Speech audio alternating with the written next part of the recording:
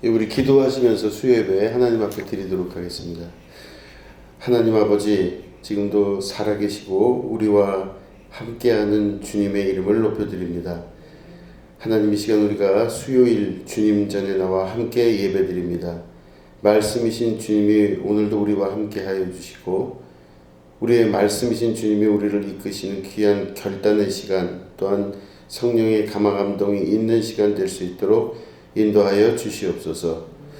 오늘 말씀을 통해 주님 만나기 원합니다. 함께하여 주셔서 주님의 영광이 이 가운데 임하는 축복이 있게 하여 주시옵소서. 감사드리며 예수님의 이름으로 기도드립니다. 아멘. 우리 하나님 말씀 함께 보시겠습니다. 누가복음 16장 1절부터 9절에 있는 말씀입니다. 누가복음 16장 1절부터 9절 말씀을 우리 교독하도록 하겠습니다. 또한 제자들에게 이르시되 어떤 부자에게 청지기가 있는데 그가 주인의 소유를 낭비한다는 말이 그 주인에게 들린지라. 주인이 그를 불러이르되 내가 네게 대하여 들은 이 말이 어찌 되느냐. 네가 보존을 생하라. 청지기 증거를 계속하지 못하리라 하니. 청지기가 속으로 이르되 주인이 내 직분을 빼앗으니 내가 무엇을 할까? 땅을 파자니 힘이 없고 빌어먹자니 부끄럽구나. 내가 할 일을 알았도다. 이렇게 하면 직분을 빼앗은 후에 사람들이 나를 자기 집으로 영접하리라 하고. 주인에게 빚진 자를 일일이 불러다가 먼저 온 자에게 이르되 내가 내 주인에게 얼마나 빚졌느냐. 말하되 기름 100마리니이다. 이르되 여기 내 증서를 가지고 빨리 앉아 50이나 쓰라고. 또 다른 이에게 이르되 너는 얼마나 빚졌느냐. 이르되 밀 100석이니이다. 이르되 여기 내 증서를 가지고 80이라 쓰라 하였는지라. 주인이 옳지 않은 청지기가 이를 있게 했으므로 칭찬하였으니 인세대의 아들들이 자기 집에 있어서는 그의 아들들보다 더 지혜로우며. 내가 너희에게 말하노니 불의의 재물로 친구를 사귀라. 그리하면 그 재물이 없어질 때에 그들이 너희를 영접할 처소로 영접하리라. 아멘. 오늘은 불의의 재물로 친구들이라는 제목 가지고 함께 말씀을 나누도록 하겠습니다. 우리 누가복음 15장, 16장 계속 이어지는 것은 물질에 관한 말씀이 계속 이어지고 있습니다. 예수님께서 그 물질에 관한 이야기를 비유를 통해서 끊임없이 말씀을 하시는 것이죠. 그래서 특별히 오늘 말씀 보면 16장 1절에서부터 원래는 13절까지 한 단락이 되어 있습니다. 그런데 이 돈을 관리하는 그 부분에 대해서 이 비유를 말씀을 하시니까 먼저 사람들이 반응을 보입니다. 그게 우리 14절에 보시면 16장 14절을 보시면 제가 읽겠습니다. 바리새인들은 돈을 좋아하는 자들이라 이 모든 것을 듣고 비웃거늘. 이렇게 돼 있어요. 그러니까 예수님이 지금 우리 오늘 본문에 있는 말씀을 이렇게 비유로 설명해서 말씀을 하시니까 바리새인들이 그 예수님 말씀을 비웃었어요. 그랬는데 그 바리새인들을 뭐라고 성경은 표현하냐면 바리새인들은 돈을 좋아하는 자들이라 이렇게 표현했습니다. 돈을 싫어하는 사람은 없죠. 그죠? 그래서 이 말씀이 무언가 이렇게 고민을 많이 해봤습니다. 그런데 말씀도 보면 오늘 본문 말씀도 굉장히 이상해요. 이게 풀기가 어려운 본문입니다. 이게 오늘 말씀 보면 제목도 이상합니다. 불의의 재물로 친구를 삼으라 그랬습니다. 그게 좀 이상하잖아요. 나쁜 돈으로 친구를 사귀라 이런 말로 들립니다. 그래서 성경 전체 중에서 특별히 신약 성경 중에서 굉장히 어려운 해석하기 어려운 부분의 본문이 오늘 본문에 있는 그런 말씀이에요. 참 어렵습니다. 그래서 이제 이 본문을 이제 또 항상 하듯이 영어로도 독일어로도 보고 히라보 원문으로도 보고 하면서 계속 번역본들을 찾아가고 제가 원문도 읽고 하면서 이제 찾아봤더니 내용이 조금 우리가 알고 있는 한글 내용과 좀 다르다는 것을 알게 되었습니다. 자, 어쨌든 결론은 그렇게 되고 이제 내용 전체적으로 보면 어떤 내용이냐면 어떤 부자가 있었다고 합니다. 근데 그 부자가 있었는데 그 부자에게는 청지기가 있었대요.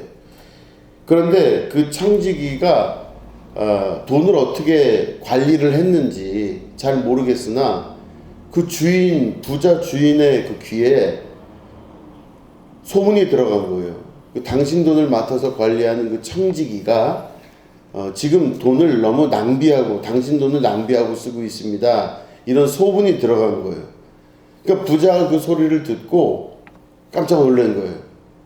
그래서 청지기를 불렀습니다. 당신 어떻게 내 돈을 관리하길래 지금 낭비하고 있다는 소문이 들리는데 이거 어떻게 된 거냐고. 그러면서 막 버럭 화를 냈어요. 화를 내고 나서 뭐라고 그 주인이 이야기했냐면 너 지금까지 했었던 모든 장부를 다 갖고 와서 네가 어떤 부분에 돈을 낭비했고 어떤 부분에 돈을 아껴 썼는지를 여기서 셈하겠다 이렇게 말을 하면서 너 내일부터 당장 그 청지기를 그만두게 할 테니 그렇게 알고 있어라 이렇게 이야기를 한 거예요. 그러니까 이제 소위 직장이 잘린 거예요. 근데 직장이 없어졌어요. 그런데 이 청지기가 그 이야기를 그 주인에게 듣고 이제 돌아가서 가만히 생각을 해보게 됩니다. 내가 지금 주인한테 이제는 내 직장 자리를 뺏겼으니 내가 뭘 해먹고 살까? 땅을 파자니 힘이 없고 빌어먹자니 부끄럽구나. 이 성경에 나와 있는 그대로의 말씀입니다. 땅을 파자니 부끄럽고 빌어먹자니 내가 부끄러워서 이걸 못하겠구나. 큰일 났다 나는. 이렇게 하고 있다가 갑자기 4절이 되니까 이야기를 합니다. 내가 할 일을 찾았다. 그러면서 뭐라고 얘기하냐면 이렇게 하면 직분을 빼앗기니까 내가 다시 말해 이 일을 그만둔 다음에 내가 다른 사람들한테 가서 그 사람들한테 잘해주면 그 사람들이 자기를 지금 직장을 잃어버린 자기를 사람들이 잘 받아주지 않겠는가 하고 이제 일을 하는 거예요. 그래서 사람들을 이제 부르기 시작합니다. 그래서 뭘 부르냐면요. 그 부자 주인에게 돈을 빌렸던 사람들을 하나하나 불러요. 빚진 사람들을 불러서 당신은 우리 주인한테 얼마를 빚졌습니까? 그러니까 나는 기름 100마를 빚졌습니다. 이렇게 하니까 100마를 빚졌다고 그러니까 여기서 다시 써라. 그리고 계약서를 50이라고 쓰라. 이렇게 이야기를 해요. 자, 그래서 이런 식으로 해서 이제 사람들을 다 주인 돈 빌려간 사람들을 불러다가 계약서를 새로 쓰는 거예요. 그런데 문제가 뭐냐면은 주인이 이 청지기가 이제는 그런 일을 했다는 걸 들은 거예요. 들은 다음에 뭐라고 이야기하냐면은 이 청지기가 지혜롭게 일을 했으므로 내가 칭찬하겠다. 이렇게 이야기하면서 내가 너희에게 이르노니 불의의 재물로 친구를 사귀라. 그러면 재물이 없어질 때 그들이 너희를 영주할 처소로 영접하리라. 이렇게 예수님 말씀으로 결론이 맺어집니다.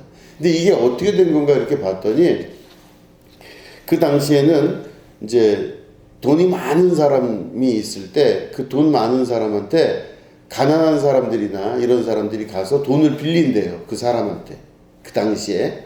그 돈을 빌리는데 돈도 빌리지만 어떤 때는 기름도 빌리고 어떤 때는 뭐 땅을 빌리기도 하죠. 그래서 땅을 빌려서 거기다가 이제 그 도지를 주고 내가 그 땅을 농사를 지어서 농사를 질 테니 일정 수익을 이렇게 받겠다. 이렇게 이야기하는 계약서를 쓰는 거죠. 그러니까 돈도 빌리고 기름도 빌리고 식량도 빌리고 땅도 빌리고 해서 이 부자가 그 이제 많은 사람들에게 돈을 빌려주고 그걸 이자를 받고 해서 사는 이제 그런 일이 있었다는 겁니다. 그런데 자료를 뒤져보면 이 부자가 유대인이었을까 혹은 이스라엘 사람이었을까 그렇지 않았을 가능성이 높다는 겁니다. 왜냐하면은 그 당시에 로마의 지배하에 있었고 이 부자에 대한 비유를 이야기할 때 누가복음의 전체적인 기조를 보면은 돈과 하나님을 같이 섬길 수 없다. 이게 아주 명확하게 나타나 있어요. 그래서 유대인들을 향해서 그리고 믿는 자들을 향해서 예수님이 말씀하실 때 두 주인을 섬길 수 없다는 말씀을 하는 걸 보니 이제 그 당시에 부자였던 사람들은 이스라엘 유대인이었을 가능성보다는 배신을 했거나, 그러니까 예를 들어서 세리를 하면서 민족을 배신을 했거나 아니면은 로마의 그 복속이 되어서 로마 사람들에게 이렇게 자기를 저걸 해서 지배층 계층으로 들어갔거나 하는, 소위 말하는 이제 우리로 치면은 일본에게 협력했던 친일파 뭐 이런 사람을 말하는 거겠죠. 이제 이런 식으로 해서 부자가 된 사람들을 이야기하는 것입니다. 그러면 이제 예수님이 말씀하실 때에 그 부자라는 사람은 아마 유대인이 아닌 이스라엘 사람이 아니었을 가능성이 높아요. 자, 보면 근데 이 부자가 어떻게 했냐면요, 추정해 보건대 아마 외국인이었을 가능성도 높고, 그러니까 이태리 사람이죠. 로마 사람이었을 가능성도 높고, 또 이스라엘 사람이었다 할지라도 세리라든가 민족을 배신했다든가 해서 부자가 될 가능성이 높은 사람들인데, 이 사람들이 어떻게 일을 했냐면 자기들이 사람들에게 직접 계약서를 쓰질 않았어요. 자기들이 계약서를 쓰지 않아요. 그럼 누구 보고 계약서를 쓰게 했냐면은 청지기를 하나씩 두어서 이 청지기를 통해서 계약서를 쓰게 하는 겁니다. 그러니까 주인은 직접 대상자랑 안 만나는 거예요. 안 만납니다. 그래서 주인은 우아하게 있고 청지기가 대상되는 사람들하고 만나는 거예요. 그래서 그 일들을 다 나머지를 조정하고 정리를 하는 것이죠. 그러니까 청지기는 그 부자의 돈을 가지고 사람들에게 돈도 꿔주기도 하고 밀 같은 것도 식량도 꿔주기도 하고 기름도 꿔주기도 하고 그래요. 자, 그러면 생각을 해보시면 이제 문제를 풀어가기 위해서 우리가 이제 이건 좀 생각을 해보셔야 돼요. 자, 생각을 해보시면 이스라엘 사람끼리는 레위법에 의하여 서로 이자를 주고받을 수가 없어요. 기억하시죠? 유대인들끼리는 이자를 주고받지를 않습니다. 그래서 뭐 기름을 껐다 그래서 뭐 이자를 더 내거나 땅을 빌렸다 그래서 이자를 더 내거나 이러질 않아요. 그러면 아마 이게 이방인 부자였을 가능성이 높은데, 이 청지기가 이 사람들을 대신해서 돈을 빌려줄 때 어떻게 빌렸냐면 이자를 받고 빌려줬다고 돼 있는 거죠. 그죠? 그러니까 무슨 말이냐면 유대 공동체 안에서는 이자를 주고받을 수가 없기 때문에 이 외국에서 온 부자들이라든가 혹은 유대인 공동체에서 나쁜 일로 부자가 된 사람들이 어떻게 율법을 교묘하게 어겼냐면요, 예를 들어서 100만 원만 빌려주십시오 이렇게 얘기를 해요. 그러면 100만 원을 빌리면은요, 거기다가 이자를 붙이는데 고리대금처럼 보통 50%에서 100% 이자를 붙였다고 합니다. 그러니까 100만 원을 빌리면요, 이자가 50만 원인 거예요. 그러면 계약서에는 뭐라고 쓰냐면 100만 원을 빌렸는데 이자를 50만 원이다 이렇게 쓰질 않고 아예 150만 원을 빌린 걸로 해요. 그냥. 그럼 150만 원을 빌린 걸로 하면은 계약서만 보면 이자를 안 낸 거죠. 이자를 받은 적이 없어요. 이 부자 주인은. 그러니까 150만 원을 계약서에 적음으로 말미암아 이자는 받은 적 없다 이게 되고, 실제 내용으로 보면 100만 원 받고 빌린 적이 없는 거예요. 이게 고리대금을 그런 식으로 하는 거죠. 그러니까 결국엔 계약서를 다 갖고 와서 보는 거죠. 계약서는 이 청지기랑 주인 대신 청지기가 계약서를 쓰는데, 청지기랑 여기 돈 빌린 사람하고 양자가 같이 해서 계약을 하겠죠. 그런데 종이를 두 개를 서로 나눠 가져요. 그래서 이 사람 하나 가지고 내가 가져요. 자, 그런데 보면 이 주인이 이제 이 청지기를 자른다 그랬잖아요. 자른다 그랬는데 이 청지기가 주인에게 빚진 사람들을 다 모은 겁니다. 빨리 오라고 그래서 다 모았어요. 근데 이 사람들이 무슨 일인가 하고 다 왔어요. 계약서를 다 갖고 오라 그랬어요. 계약서를 갖고 왔어요. 그랬는데 당신 뭐 빌렸어? 우리 주인한테. 그러니까 우리는 기름을 10마리를 빌렸습니다. 그러면 10마를 빌렸으니까 이 청지기가 알잖아요. 아, 이게 10마를 빌렸다고 계약서에 쓴 거는 원래는 5마를 빌린 거예요. 그죠? 5마를 빌렸는데 계약서에만 10마를 빌렸어요. 그러니까 이 청지기가 사람들에게 얘기해요. 이 사람에게 얘기해요. 기름 빌린 사람에게 10마를 빌렸다고, 그럼 계약서에다 다시 쓰래요. 5마를 빌렸다고 쓰래요. 오, 그리고 이 사람이 깜짝 놀라는 거죠. 아니, 이게 무슨 일이냐고. 아, 일단 쓰라고. 그 5마를 빌린 걸로 써요. 아, 이 사람은 100만 원을 빌렸어요. 근데 100만 원을 빌린 얘기를 들어보니 계약서상에는 100만 원인데 원래는 50만 원 빌린 거예요. 오, 그럼 이 사람은 50만 원을 제하고 50만 원으로 계약서를 다시 쓰자 그런 거예요. 자, 보시면 이 청지기가 예를 들어서 10마를 빌린, 기름 빌린 사람에게 5마를 빌렸다 그러면 청지기가 지금 이스라엘 사람이잖아요. 이스라엘 사람인데 5마를 빌렸다고 쓰는 거는 거짓말한 게 아니죠. 율법적으로도 맞죠. 그러니까 다시 말해, 이 청지기는 자기가 말씀대로 기록하면 되는 거였었어요. 그러니까 지금까지는 어떻게 살아왔냐면 이 청지기가 그 주인에게 잘 보여서 일을 잘하고 싶어서 주인의 의도를 알아서 율법을 어기는 것을 이 사회에서 용인하지 않으니 이런 식으로 머리를 써서 그 이상 계약금을 받는 걸로 이렇게 해서 이렇게 쓰는 거를 도와줬던 사람이었어요. 그런데 이 청지기가 자기가 이제 주인한테 잘릴 걸로 생각을 하니 안 되겠다 싶어서 사람들을 불러모아서 전부 다 계약서를 새로 쓰는 거예요. 새로 써. 자, 그러면 새로 쓴 계약서는요, 법적으로 문제가 없어요. 새로 쓴 계약서는 율법에 오히려 잘 맞아요. 새로 쓴 계약서는 하나님의 뜻과 잘 맞는 겁니다.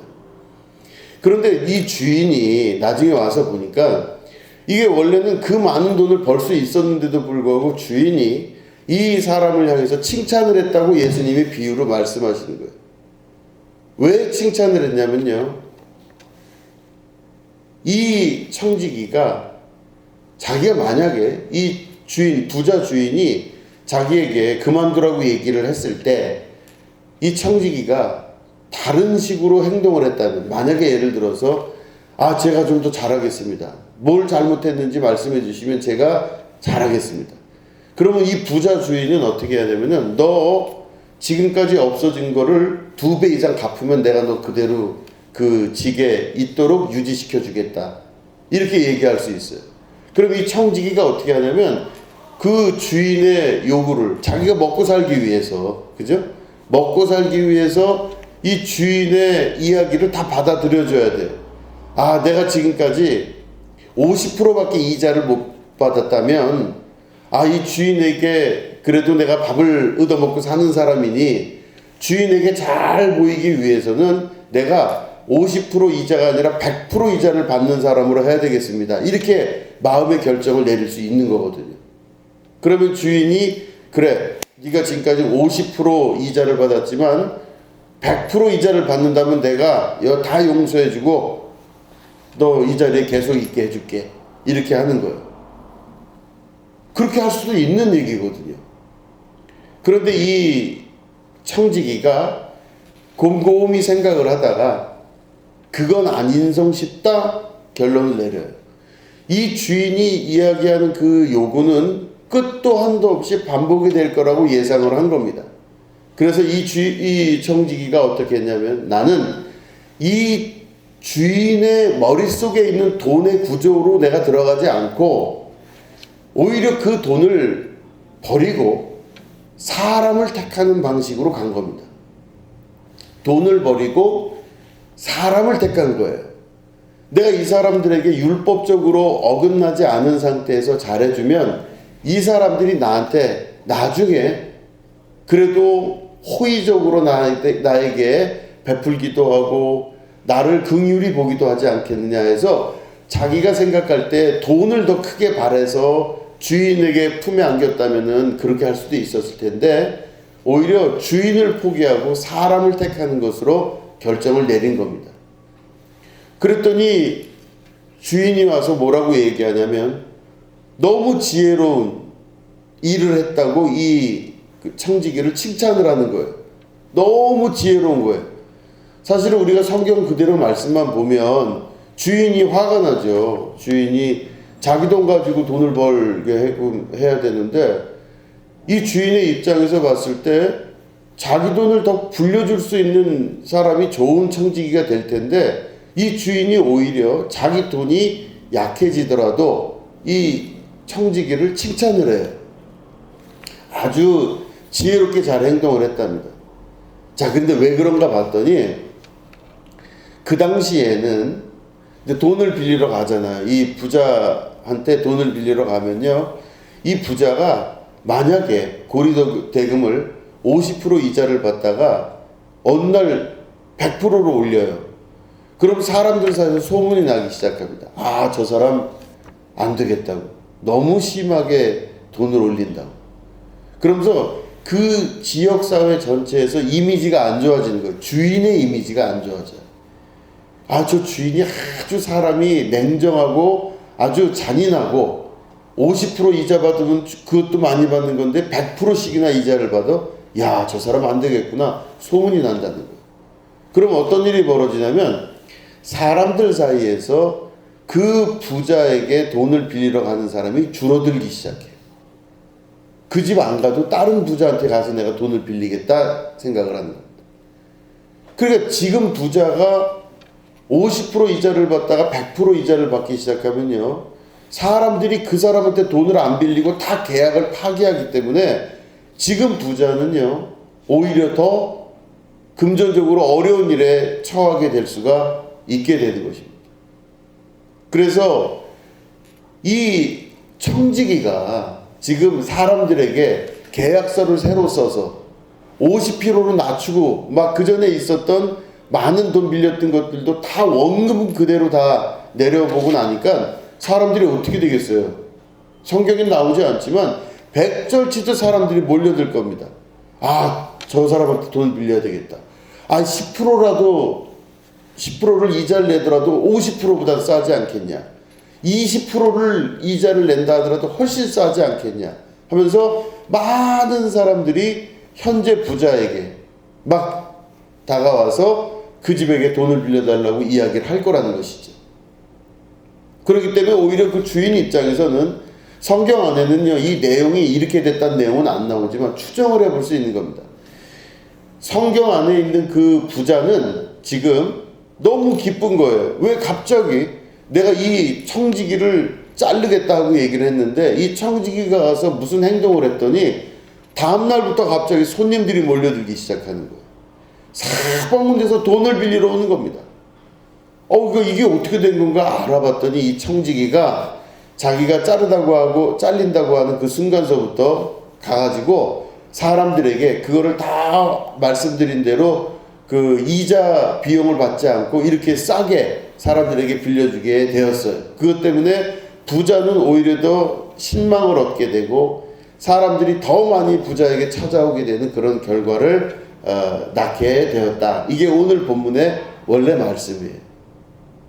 그런데 바리새인들이 그 이야기를 듣고 예수님의 말씀을 이 이야기를 듣고 비웃었다 그랬어요.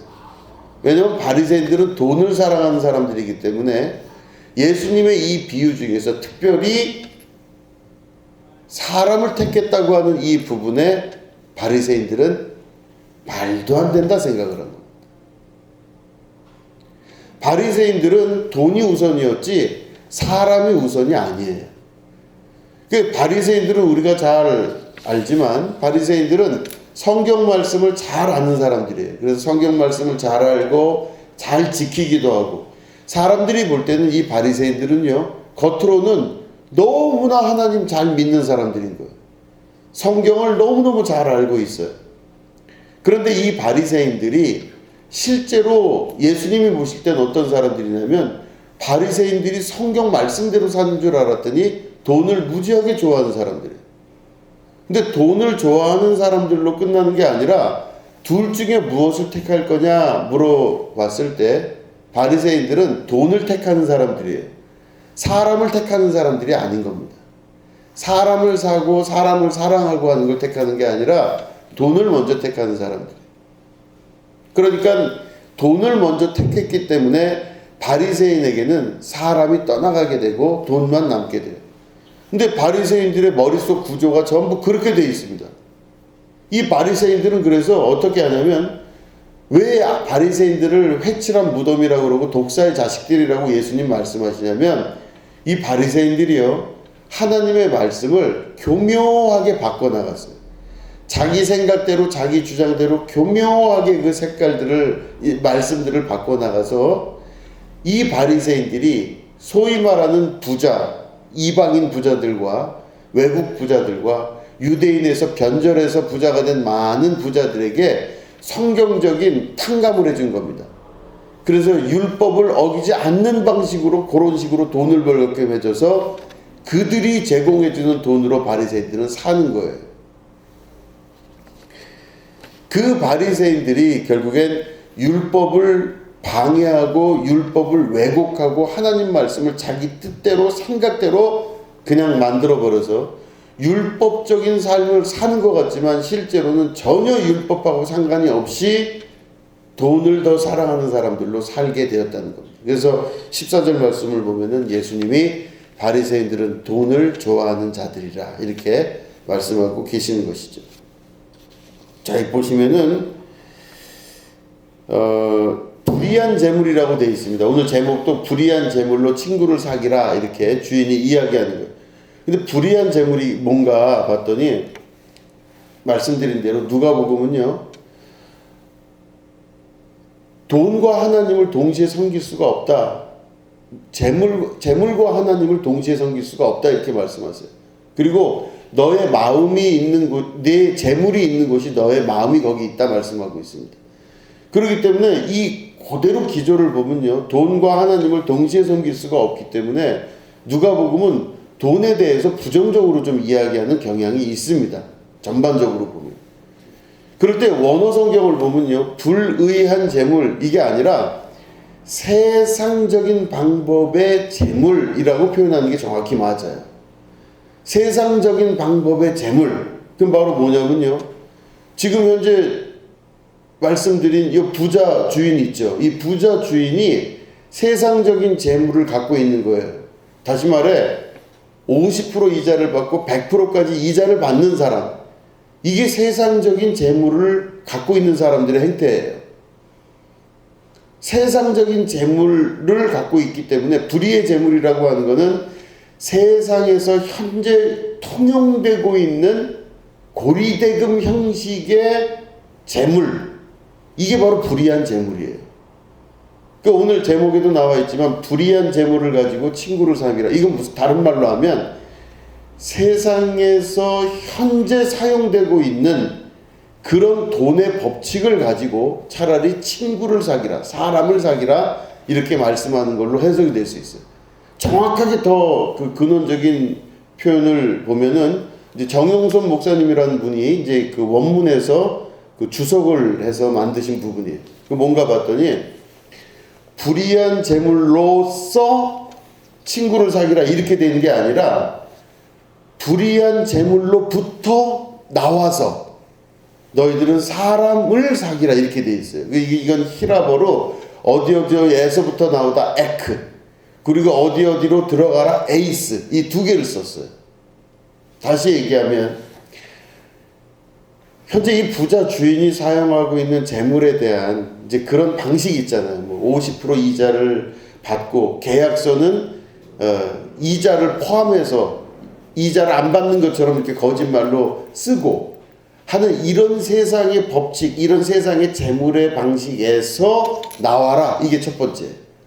불의의 재물로부터 다 거기서부터 나와서 넌 에이스 어디로 들어가라. 뭐냐면 사람들의 진심과 그 사람들 속으로 들어가라 이런 뜻이에요. 정확하게 보면. 그러니까 불의의 재물이라서 친구를 사귀라가 아니라 부자들의 고리대금의 이런 규칙에서부터 나와서 너는 친구를 사귈 수 있는 곳으로 들어가라 라고 하는 말로 말할 수가 있는 거죠.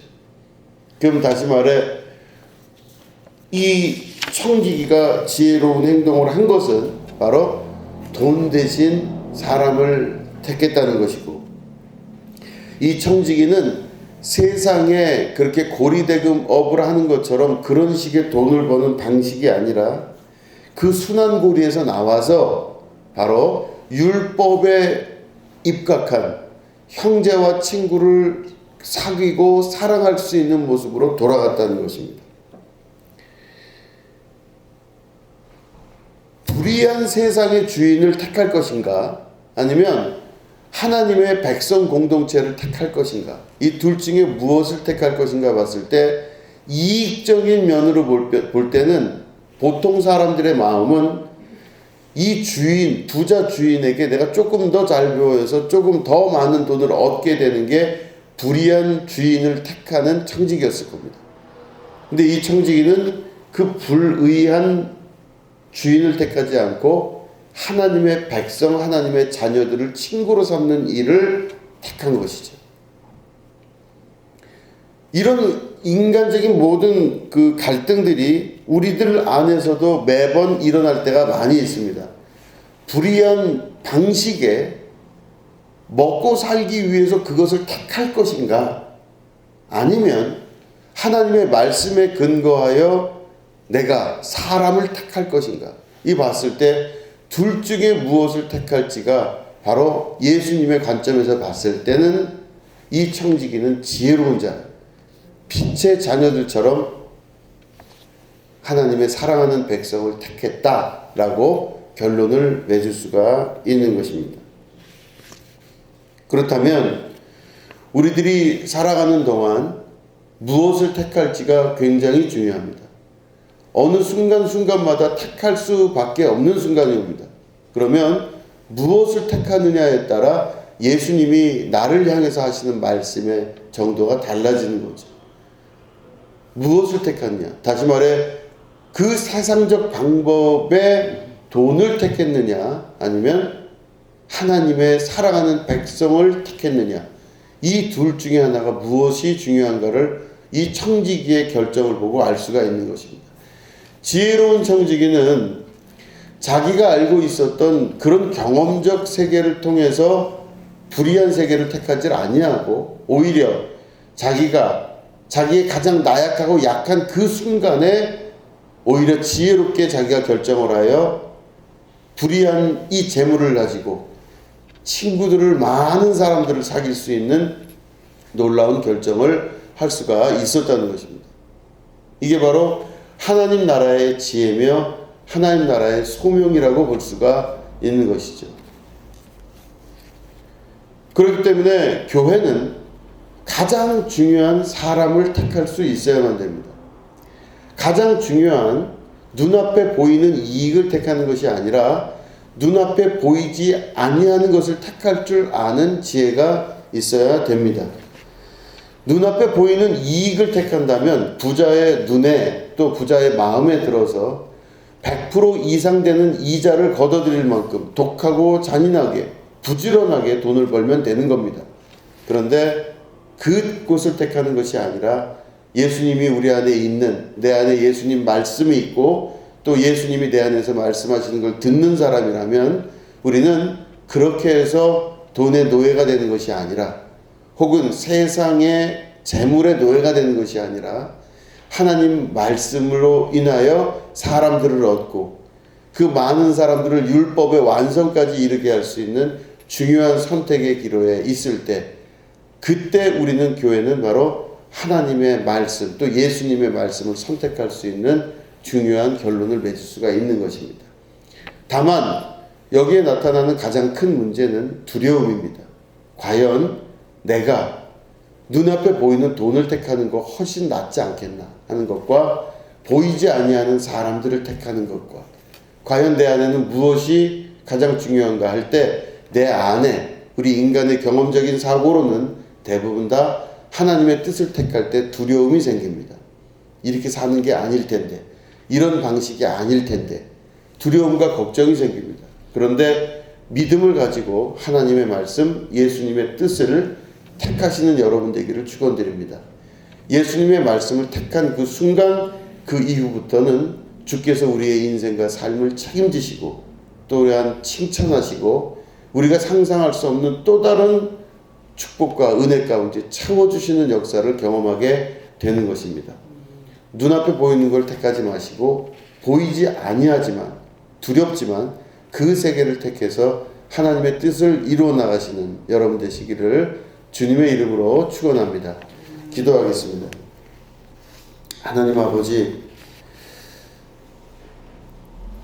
우리도 이 청지기와 같이 지혜로운 자가 되게 하여 주시옵소서. 지혜로운 선택과 지혜로운 결단을 통해서 예수님 말씀을 이루는 자가 되게 하여 주시옵소서. 세상의 모든 질서와 경험이 우리 가운데 작용을 할 때는 우리는 불의한 청지기가 될 수밖에 없습니다. 이 주인에게 평생 끌려다니며 고통받을 수가 없으나 우리가 예수님 말씀 택한다면 사랑과 희락과 화평이 있는, 또한 많은 사람을 얻을 수 있는 기쁨이 있을 줄로 믿습니다. 그것을 택할 줄 아는 지혜로운 결단과 능력 우리에게 허락하여 주시옵소서. 감사드리며 예수님의 이름으로 기도드립니다. 아멘.